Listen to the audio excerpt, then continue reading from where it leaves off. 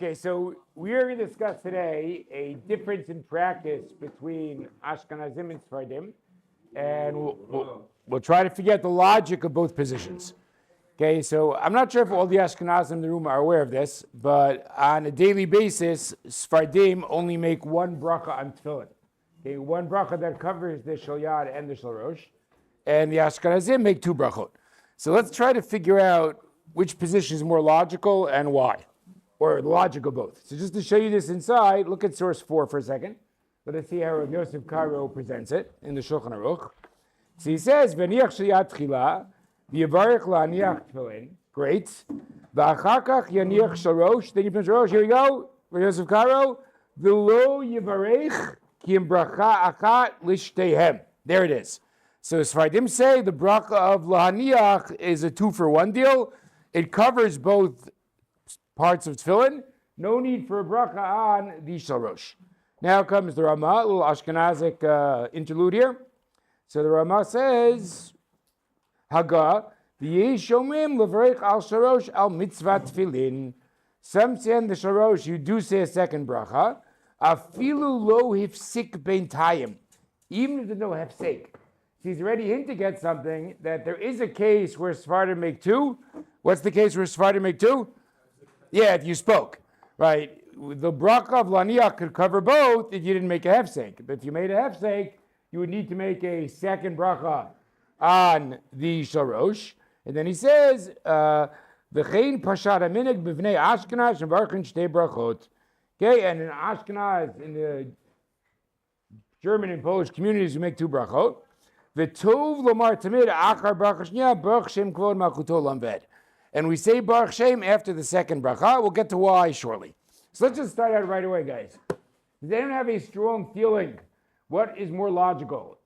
Should we make one bracha or two on tefillin? Again, Sephardim say one, Ashkenazim say two. Ariel, what do you say? Okay, so Ariel claims it's all one mitzvah, so we should be making one. What is the second bracha doing? Okay, anyone else want to take a stand or maybe justify the Ashkenazic tradition? Okay, Arya. Okay. Good. I'm just giving you a little bit of a hard time for a second. Do you think we should make 4 brachot on Sukkot on the Arba Minim? Okay. Do you think you have a difference though? Maybe it's different. Okay, good. So you want to tell me that the Yad and the Rosh have more independence than the Aravot and the Hadassim. Okay, cuz.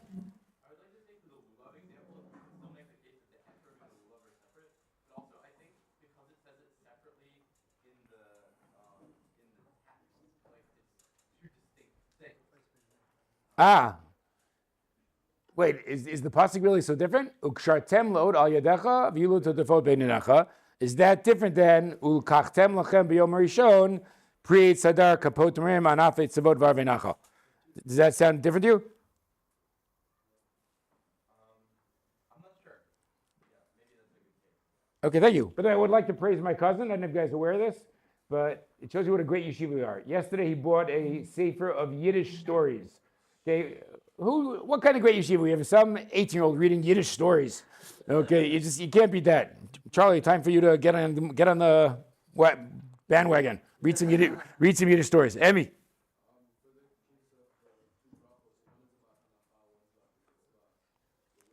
Interesting.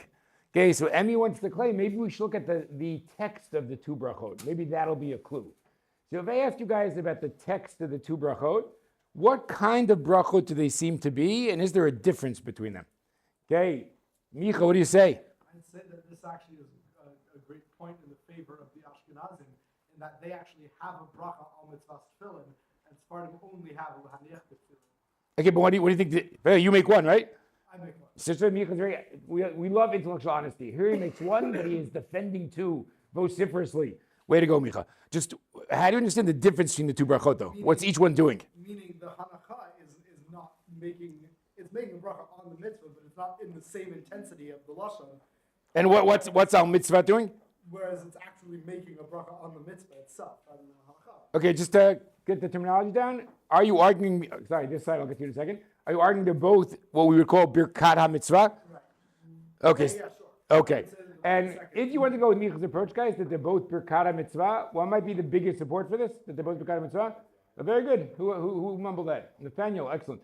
Okay, Nathaniel, the great cheer. We're only missing your younger brother. That would make it perfect. Okay, guys, I just love it when 13-year-olds can make it through Shiur Klali. It's a good sign. It's a good sign for life. Okay, but surely the best sign of a Birkat Mitzvah is the language of Asher Kitshanu. Notice we use that language both for Shel Yad and the Shel Rosh. Okay, so we'll see a different possibility in a minute. Let's assume for now they're both Birkat Mitzvah. Max.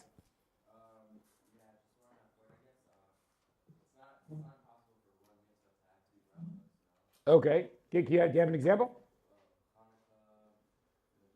Okay, excellent. Okay, Max, terrific. So what if we see that some mitzvot do have more than one bracha? Right, Megillah on Purim, we had 3 brachot, right, Shas Nisim and Shechianu, indeed to the Birkat Mitzvah and Chanukah. Okay, but in those examples, what would you say about the second bracha? Let's say Shas Nisim. Is that a classic Birkat Mitzvah? Maybe that's a different kind of bracha. Right? Maybe that's a Birkat Shevach, maybe it's a Persumi Nisa bracha. So I'm not saying you're wrong, Max, but sometimes we have multiple brachot. That's precisely because the other brachot are not about the mitzvah, or they're not Birkat mitzvah. They're doing something else. Okay, GBS.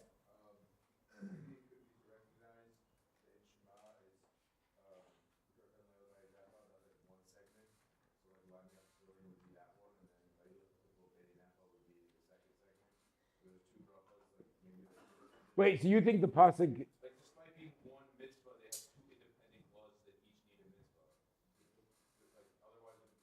Ah.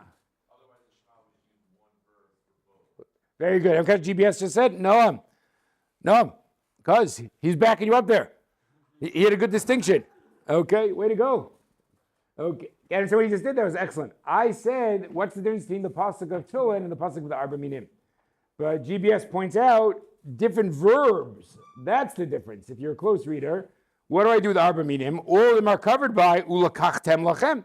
So the joint verb makes them all one endeavor. But he's totally correct. In Tefillin, you have 2 different verbs, right? And at that point, you could argue they're more distinct in the pasuk. Excellent, excellent. Raymond. I think it could be close to the fact that Ashkenazim just are more okay making brachas that aren't chayav, right? They're getting extra brachas. Okay, right? great. Which is why Tefillin isn't actually needed, but it's like a true thing, right? All right. Rami, you just did a great thing. You know, I always like to argue that Ashkenazim like making brachot and Sfardim are more reluctant, but I never put this on the list. Now we can add it, right? That's why Ashkenazi women make a bracha on a sukkah and Sephardi women do not. Ashkenazi men, today, what a great day. Ashkenazi men will make a bracha on Challah on Rosh Chodesh, and Sephardi men will not. And now we can add to the list. Ashkenazi men will make 2 brachot on Tefillin. Oh, you Sephardim are very cautious about brachot. Okay, yeah. If, right, Sephardi halacha is if you speak in between the Shel Yad and Shel Rosh, you make on mitzvah. Yes. Right, so like it's not needed unless there's a hefsek, and then you need a bracha. Because otherwise, the Lanyach covers both parts. Okay, great. GBS.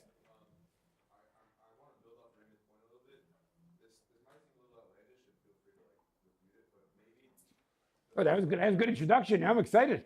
Okay, let's hear your outlandish svara.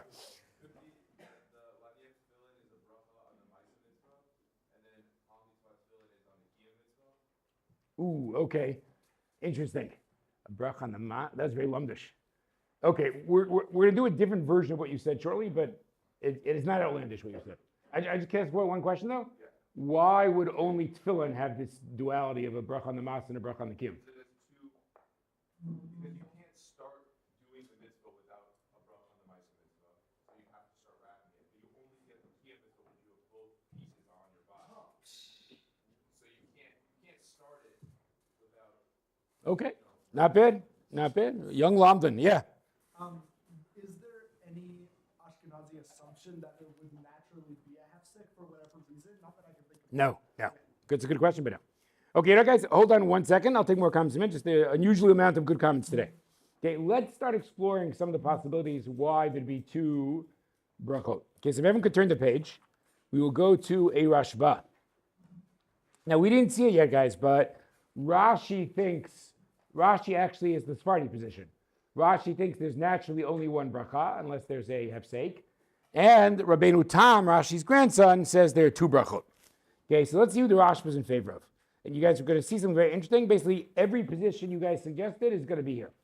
Says the Rashba, Sak mevarch shtayim, nira keshita Rabbeinu Tam, zal tfei. I like Rabbeinu Tam. Namely, you should make two brachot.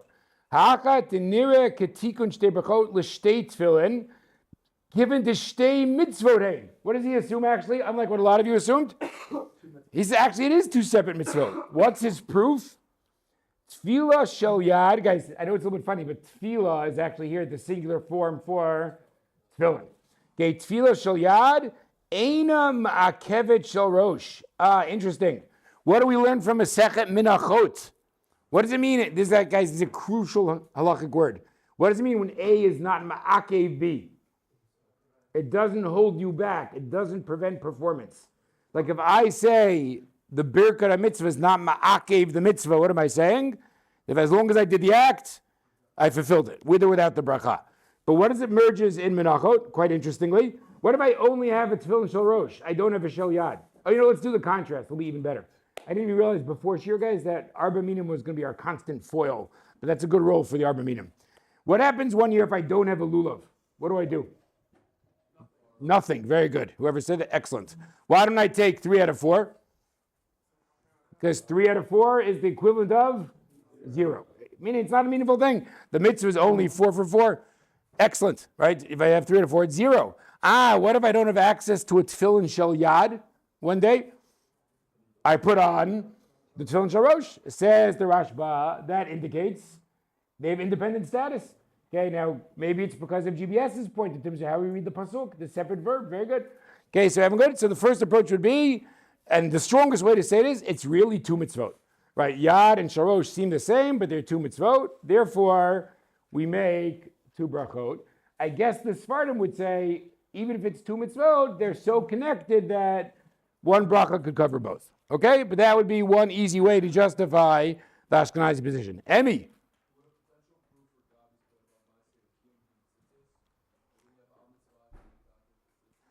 No, but you think tzitzis has a masa and a kim? I mean, you're trying to say a pattern every time you use the al mitzvot phrase. Okay, so it's very clever, but hold off on it for now. Okay, we're good? All right, guys, let us go to a second approach. But let's go back to Baruch Shem, because when you see something extremely interesting about Baruch Shem. Okay, I'm going to go back to page 5 and 6. So, as many of you know, the Mishnah Berurah, written by the Chafetz Chaim, has become an extremely influential sefer in Ashkenazi halacha. But he had a contemporary named Rav Yechiel Epstein, who wrote a different work called the Aruch HaShulchan.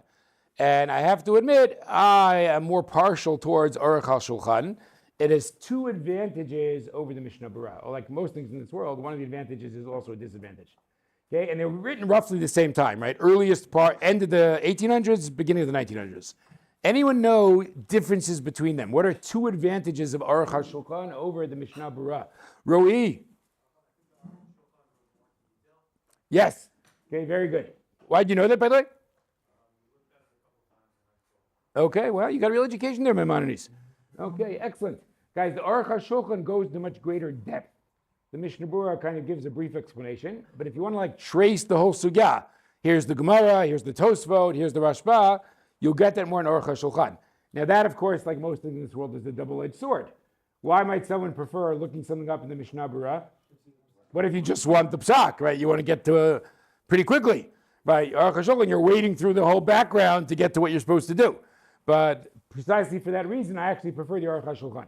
Okay, I don't know another difference though. This is an important difference. Jack? Excellent. Jack is a knowledgeable fellow. Remember, guys, there are 4 chalakim of Shulchan Aruch, but the Mishnah Berurah only wrote on Orach Chaim. So here we go. Oh, let's do a little test here, guys. Okay, who should we start off with? Who would like to volunteer to be assaulted? GBS, here we go. Bold move, GBS. Okay, if you're on the light rail, you're sitting next to some fellow, and he's talking about Mishnah Berurah. Okay, tell me when he's making sense and when he's being ridiculous. He says, GBS, I have a great Mishnah Berurah to tell you about the laws of Hanukkah. Makes sense or ridiculous?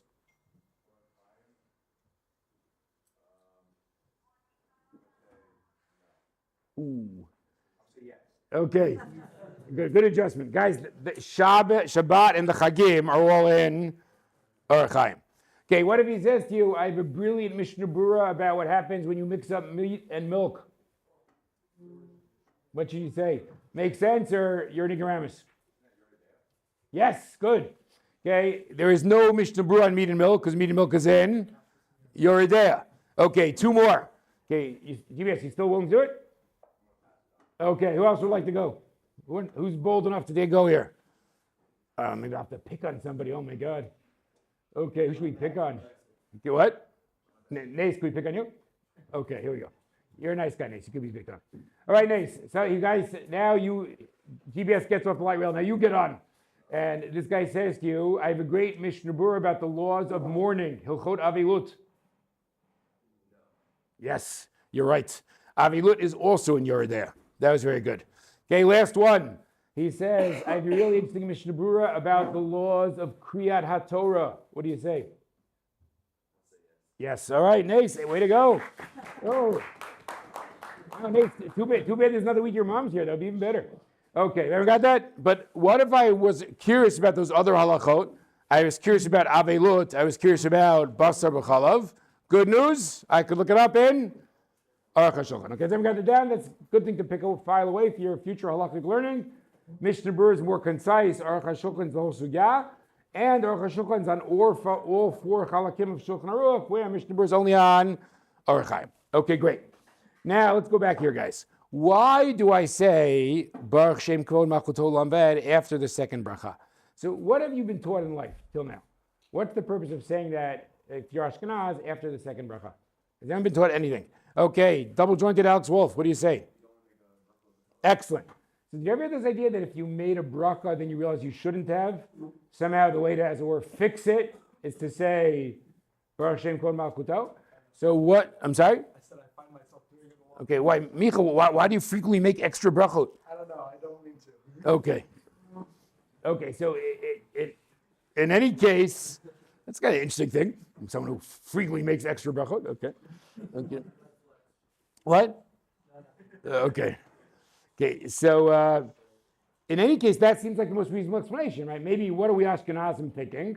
We're a little nervous about that second bracha. Maybe the Sephardim are right.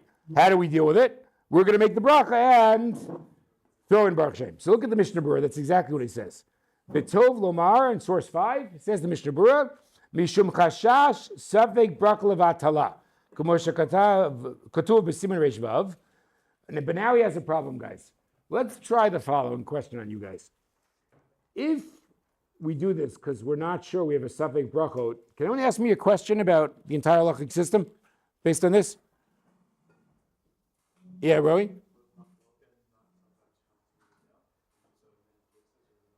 Couldn't you say, maybe this is what you're asking, isn't this the solution to every case of Savek Brachot? What do we normally say though? Savek Brachot, Lakel. When you have a Savek Brachot, you don't make it. Why don't we just say, every time you have a Savek Brachot, what do? Make the bracha and then say, Baruch Shem, right? Everyone got that? We only do it once. I mean, if the Mishnah Berurah is right, why in the world would it only be over here? So look what he says. He was a smart fellow. He realized the question. V'lo shu safek gamur. What's he claiming? It's not a true safek. Dimkein eich yivarech misafek bracha levatala v'yismoch al shiomar baruch shem kvod malchuto lamed. What's he smoke? Rely upon. You ever got the question? He said, whoa, if it was an authentic safek, what would we do? If it was an authentic safek, we would not make the second bracha. So what's going on here? Ella danan b'nei Ashkenaz, we Ashkenazim, sfira lan la'alacha kedat Rabbeinu Tam. Who do we think is really right here? I mean, we're really convinced you should make two brachot. Rak l'rav chatamilta lahotzi atzminu midei kopik book no'gin lomar baruch shem kod malchuto lamed. What's my claim, guys? We're really convinced that two is right. What's Baruch Shem doing? It's like extra caution, like the cherry on top. Let's just be a little more careful and throw in Baruch Shem. Okay, so that's the Mishnah Berurah. Okay, Mishnah Berurah would like to claim Baruch Shem is classic, the counter, the fixing of a bracha batala. And the reason we're doing it here is because really we're convinced it's not a bracha batala. We're convinced that both are really necessary, but for extra caution. Okay, Kaz, what do you say? Whoa, this is halakhic anxiety run wild. Okay, we try to not let halakhic anxiety run wild. Okay, imagine that, guys. Imagine if you're actually, it's not such a bad question. It's not such a bad question. But imagine if every bracha you said, well, I'm not really sure if I need to make this bracha, so they Baruch Shem. I think it'll get in the way a little bit of like religious experience. Like maybe that's like overly anxious. So here, but basically what you're saying is, no, can I rephrase your point? If we're really passing like Rabbeinu Tam, then we shouldn't be anxious.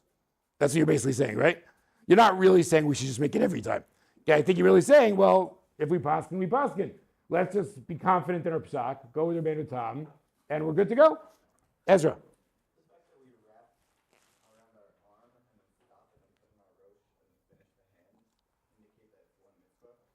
Okay, so that's a really interesting question. You have to figure out like why we do that.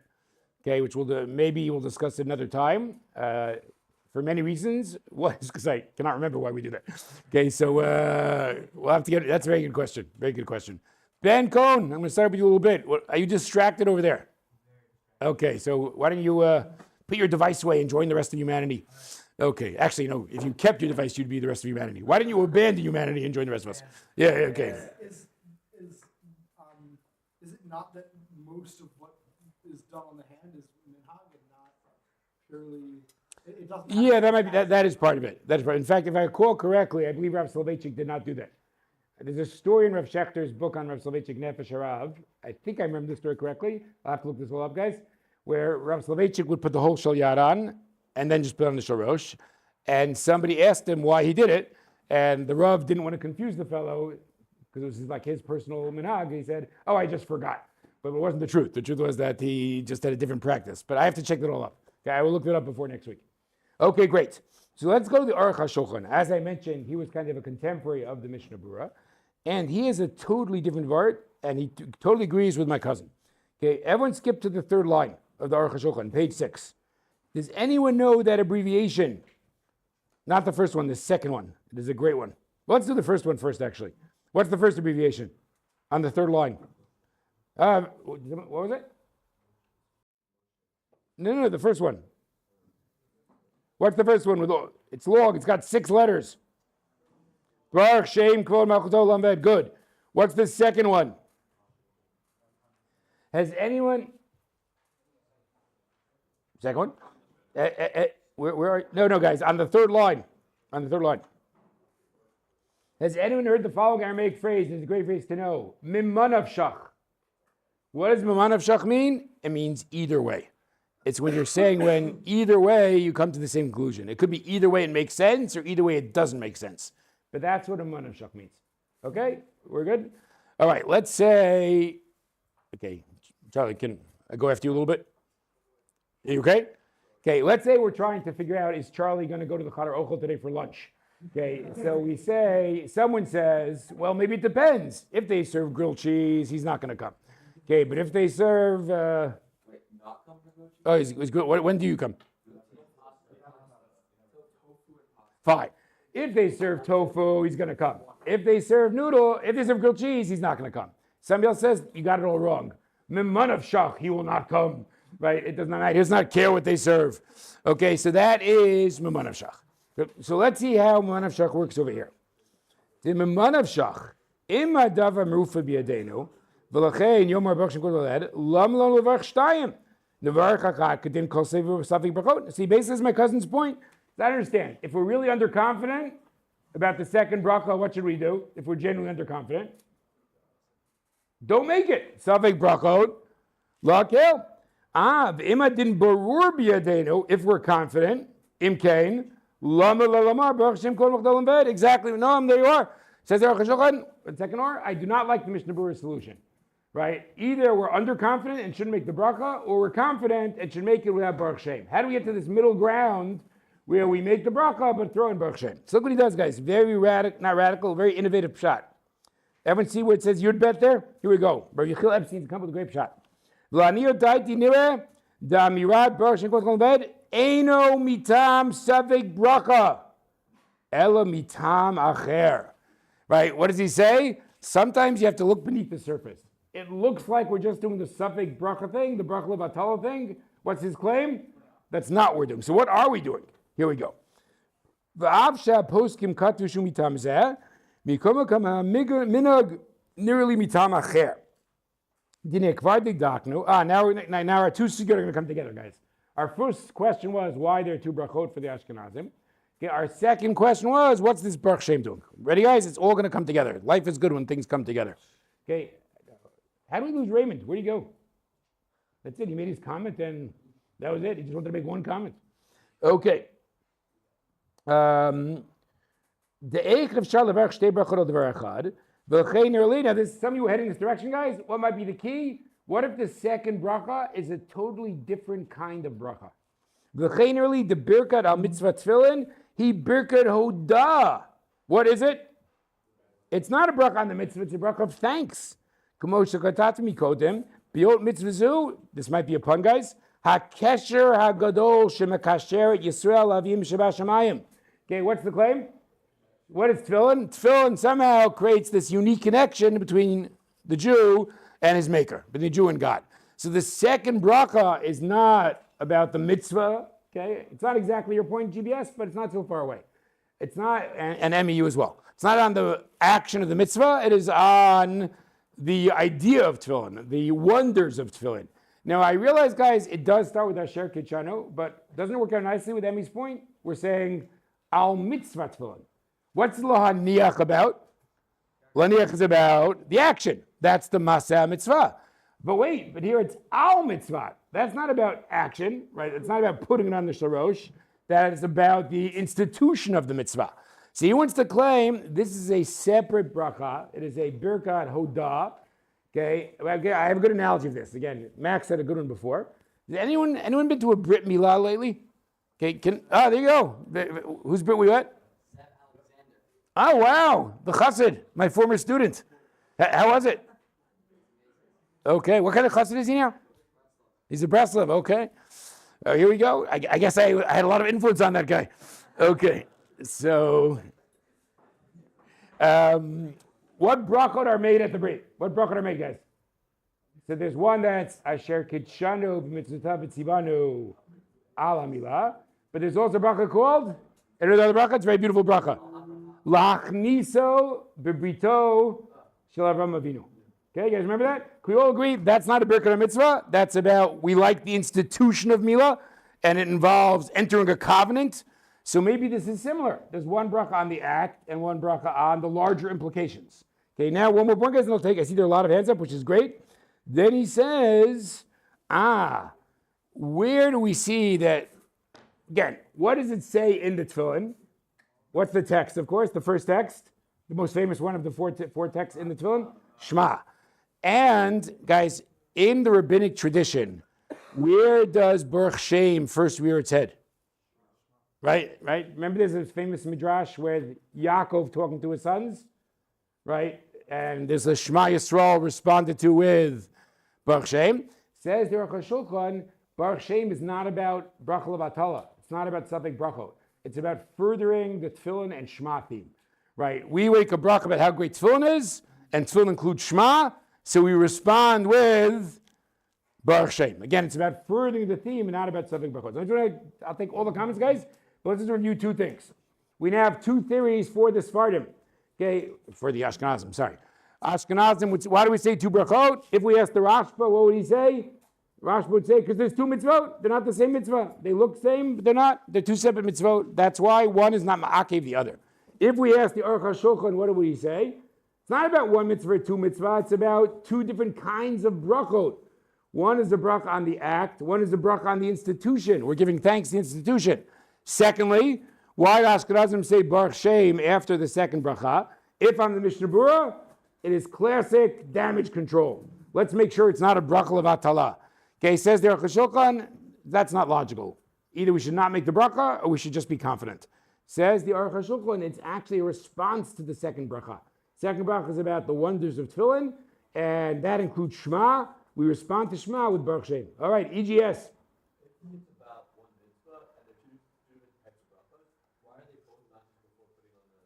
Oh, that was an excellent question. Okay, we're going to come back to your question. Excellent EGS. Yeah, Jeremy Fader.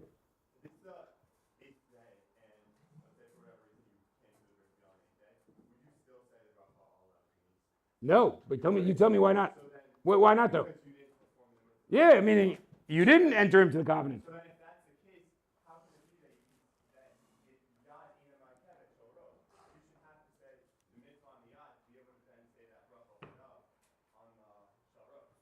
Well, look, okay, I think your question kind of gets back to EGS's question, which is, why should the bracha of the institution be pushed off to the Shel Rosh? We really should just make both in the Shel Yad, right? I think your point leads back to that, correct? Okay, anybody else? Amitai Kader, we can get one comment to Shiur Klali of Amitai Kader. It's a great streak.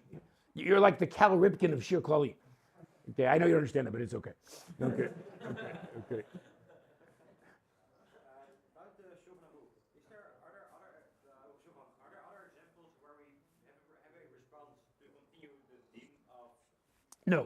No. But I will point out one thing, that's a very good point. Wouldn't it be true that both for the Mishnah Berurah and for the Aruch HaShulchan, this is a unique thing? Meaning, you have a good question, Aruch HaShulchan. We never see that anywhere else. But couldn't we say to the Mishnah Berurah, we never see that, what's our way of dealing with Safek? Make the bracha, but throw in Baruch Shem. Okay, fair enough. Okay, so you could say, do you think the Mishnah Berurah is more convincing than the Aruch HaShulchan? I do not mind if someone says that. Alex Wolf.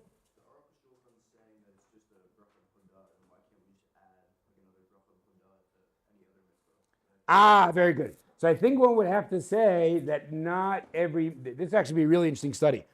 This would be a great college paper, although I'm not sure your professors would understand it. Okay, but I guess it depends where you're in college. Okay, but I would say maybe some mitzvot have a larger theme and other mitzvot do not. They're just a mitzvah. Okay, and I know maybe you say I'm putting down certain mitzvot, but maybe that would be the answer, right? That would be an interesting thing. Like, what if I say, now I feel badly because now I'm going to put down a mitzvah. Try to think of a mitzvah that seems very narrow and does not have a larger theme.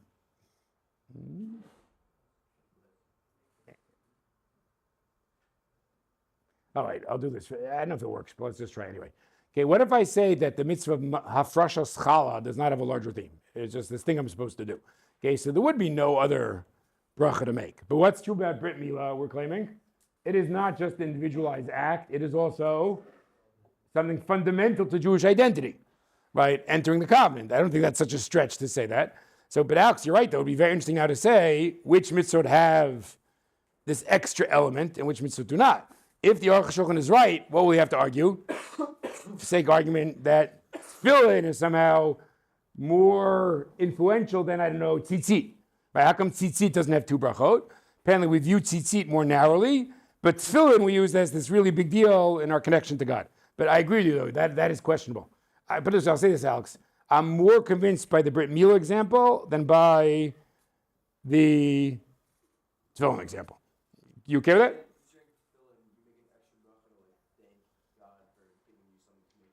Mm-hmm. Can I say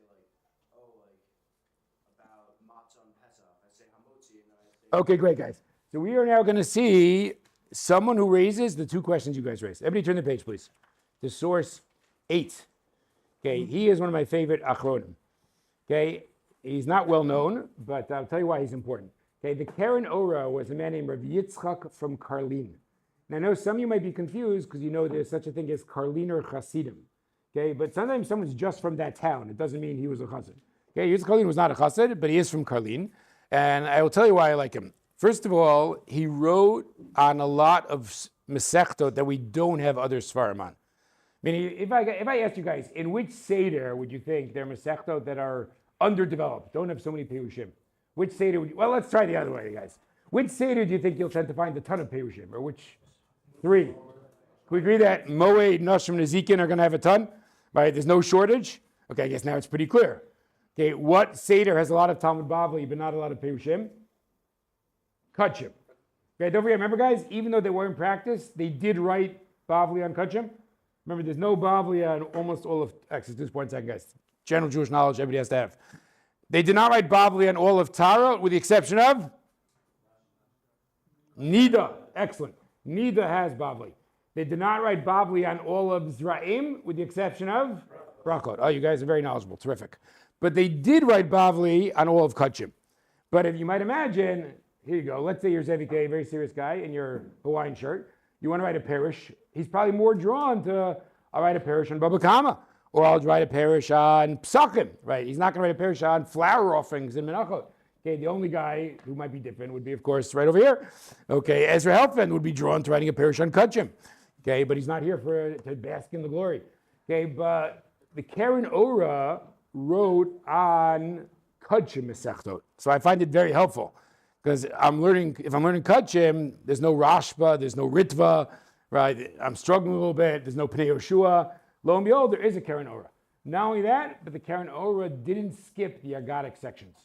In fact, my only time in life that I spoke at an academic conference was there was an academic conference in Yerushalayim on Agadic interpretation, and they, even though I'm not a professor, they asked me to come speak, and I spoke about the Karen Ora's approach to Agadah. So another thing I owed him is my only academic foray was thanks to the Karen Ora.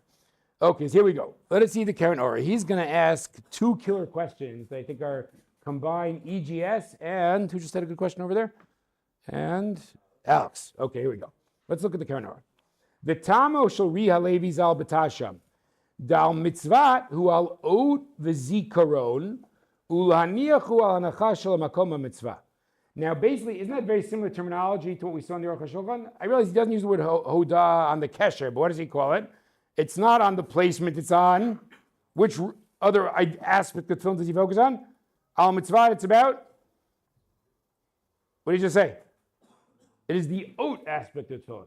Now, I admit, I don't 100% know what that means, but clearly we say ukshartem la'ot al yadecha. So somehow tefillin is not just an act, it is a sign. So what's his claim? The bracha of laniach is about the act, and al mitzvah is about this other component, the oat component. So again, it's similar to the Aruch HaShulchan in that the second bracha is not on the act, it's on some other element. Okay, here we go, guys. But now, EGS, ready to be happy? EGS, where are you going to college next year? Okay, what are you going to do for Talmud Torah? What's your plan? No plan? Yeah. Oh, there you go. That's a good plan. Oh, but then you might have to learn Chassidus. You'll live with it. Okay, no, actually, that's not true. Micha's pretty broad. Okay. Im Kain, what's his first question, guys? Hayatzarich levar shtehem al shel yad. That is a pretty good question, guys. Haven't got what he just said? If it's really one is on the action, one is on some other element, well, isn't that true about both the yad and the rosh? So I should make both brachot. That's a pretty strong question on the shel yad. Yes, that's your question, right? There it is, you and the Karen Ora. Very exciting. And he's got a second question. And now we're going to get to Alex's questions. I'm very excited, guys. You guys nailed both excellent questions to the Karen Ora. Here you go.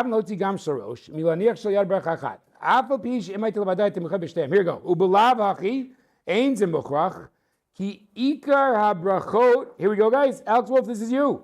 Nitkenu al ha'maseh. When I look at the halachic system, where do I find brachot? For the most part, on the action. V'lo al ta'aman. And not on? Guys, here we get to Alex Wolf's point exactly. Let's say I say that some mitzvot have a larger reach. They have a broader point. But once I engage in reasons for mitzvot, Tami mitzvot, couldn't I always say there's a larger point? I'll give you an example, guys. I'll even tell you what was going through my head before. I wanted to do an example which was just narrow, and I went with Hafrashat Chala. Here's what happened in my head. I said, maybe I'll go with the mitzvah of ma'akeh. What's the mitzvah of ma'akeh? On your fence, on your roof, you're supposed to build a fence. But then it occurred to me, maybe we could have a second bracha on the importance of safety in Judaism, of preserving health. Right? Once you throw in the rationale, right? Couldn't you always have a second bracha? Or what if I could have gone with Shiluach HaKan, sending away the mother bird. But maybe we could have a second bracha about compassion in Judaism. Wouldn't that be a beautiful bracha? So couldn't you do that every time? Alex, well, that's your question, right? So here we have Karen combines EGS's question and Alex Wolf's question.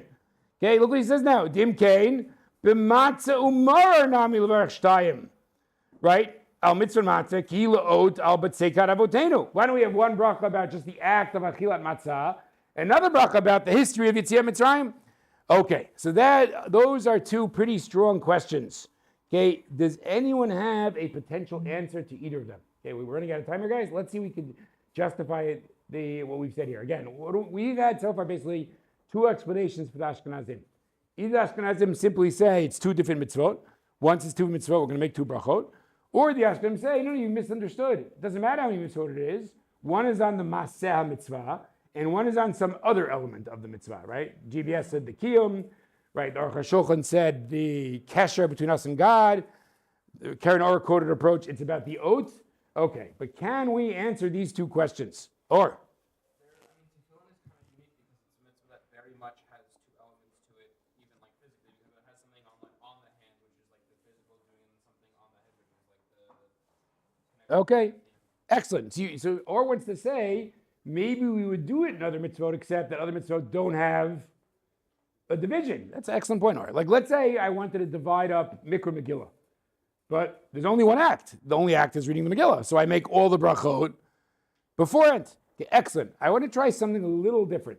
Okay, what if I said, can anyone tell me that maybe the Shel Rosh has one of these elements stronger than the Shel Yad? Wouldn't be the alternative way to go? Okay, anyone give me an approach why that would be? Remember what I'm trying to do here? Maybe there's a reason we want to wait with the second bracha, that it somehow links with the Shel Rosh more profoundly. All right, Ariel Korn, here we go. Is that what you wanted to say when you raised your hand before, or you just swifted gears? Oh. Don't let me bias you there. Go with your first shot. No, I was just saying that compared to something like Shloch HaKan and the other mitzvot, we're not giving a specific reason for the Shel Rosh, while you can't say there's a specific reason for a mitzvah in terms of Shloch HaKan. If you're making a bracha about compassion, you can't specifically say that the mitzvah is exactly about compassion. So, but in the case of Tefillin, you're not saying a specific reason as to why. Okay, not bad. You're saying the Karener's comparison to Tamei HaMitzvot is not exactly true. What we're doing Tefillin is not about Tamei HaMitzvot. Okay, and what do you want to say after my point? Also, the Shel Rosh is connected to the Sefer. So, if you're thinking about the connection to Hashem or like all the other points that's connected to the All right, not bad, not bad. Max? I know there's like an idea there's just a cover. Very good. That's the way I wanted to go, guys. Okay, even though Ariel isn't very good also. They have the idea that somehow the Shel Yad is meant to be private and intimate, and the Shel Rosh is meant to be public. Does that ring a bell for any of you? Right, so there's a Gemara like that. I think it says, U'ru kol ha'meretz ki shem Hashem nikroi lecha v'yiru mimeka. It says, all the nations will see that the name of God's upon you and they'll be afraid of you. What is that a reference to? The Tefillin Shel Rosh. Okay, so what if I say there's something more public about the Tefillin Shel Rosh? Then I think the formulation in the Karen Orah would be great, actually. Because again, what do you claim Al Mitzvah it's about? It's about the oath. Couldn't you say an oath is about something public, not something private?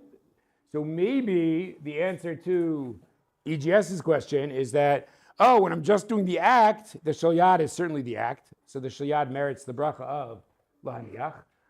But the oath element is more manifest in the Shel Rosh, because that is much more public. And therefore, that gets the second bracha of Al Mitzvah. Yeah. In the Psukim, it's Ois Al Yadecha, but Taita Fais Be'enecha. That is a killer question. Very good.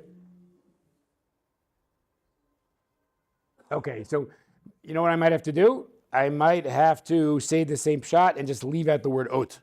Okay, but you're totally right, though. That was an excellent point. Okay, but maybe we'll have to say that Tefillin has some other public proclamation role, maybe separate from the word oats, and that is more manifest in the Shel Rosh. But that was an excellent question. Okay, anybody else with a comment or question? Okay, we have time, I think, for one more thing. Let's go to the Bach. We'll throw in one last Bach. Okay, the Bach is a parish on the side of the tour, the Bayit Chadash, written by Rav Yoel Circus. Those who are going to Poland this year. Okay, remember this, guys. If you're going to Poland, you will go to the Ramah Cemetery in Krakow, right next to the Ramah Shul. You will see three famous rabbis buried there. Okay, they are the Ramah. Ooh, someone said that. Those are good. The Tos is young. Why do you know that, Rand? We went to the grade. Ramaz goes to Poland 12th grade. Okay, all the Ramaz guys went already? Okay. The Tosfos Yom Tov and the Bach. Okay, they are three famous rabbis. You guys will Learn about them. They're quite interesting. Okay, so the Bach has an interesting question in the last paragraph. We'll close with this. Guys, see what it says in Im Tomar, last paragraph? V'im Tomar, f'nei ma tiknu brichat lahaniach v'lo likshor tefillin. This is a very good question, guys. When we're choosing the verb for a bracha, what verb do we tend to choose? The verb that the Torah used.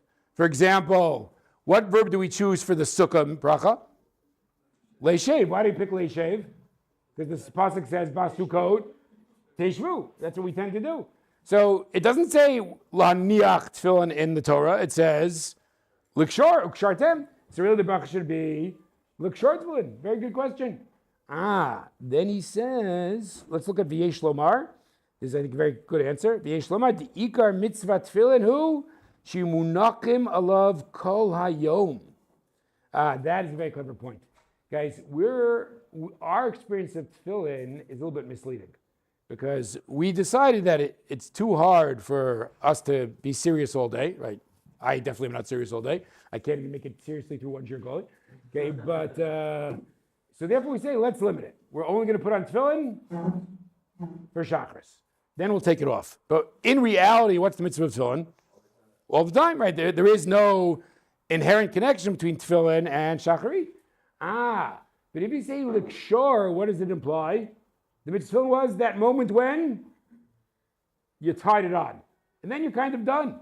But I realize you might say lahaniach could also be interpreted that way, but doesn't lahaniach not only mean to tie, but could mean to place it there or leave it there? Right? He wants to claim that lahaniach is a better verb for getting at the mitzvah. The mitzvah is not ultimately about the act of tying. The mitzvah is ultimately the act of leaving it on. Therefore, we say lahaniach. Okay, any other comment or question? Yes, Alex. For the reason that there's second bracha because of the publicizing film, then it would make sense for Hanukkah to also have that same mitzvah for candlelighting or other mitzvah. Okay, good. Okay, so it's not an accident that Hanukkah and Megillat Esther have a second bracha called Shas Nisim. And maybe there's kind of a rough parallel to the second bracha of Tefillin. All right, guys, I'm not going to do another review because I did a couple of reviews, but bearded one. Here we go. I did mention Alex before. You'd have to argue that tefillin somehow is more significant and influential than tzitzit. Again, I admit I didn't work out the argument here, but I'm not sure it's an impossible argument to make about tefillin and tzitzit. But again, I realize you could say no, but there's a Gemara that tzitzit is shkula connected kol mitzvot. Maybe tzitzit is more significant. So you're right. You'd have to work out that argument.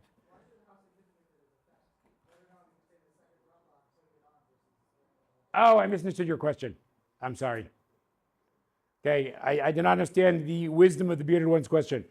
He was not asking that tzitzit should have two brachot. He was asking that the verb is misleading. Because if we say lehita teif, right, that sounds like it's just the original putting it on and not the leaving it on. Okay, oh, that's a very good question. Sorry, I did not understand the wisdom of your question. I do not know what the answer is. Good question. All right, everybody should have a wonderful Shabbat.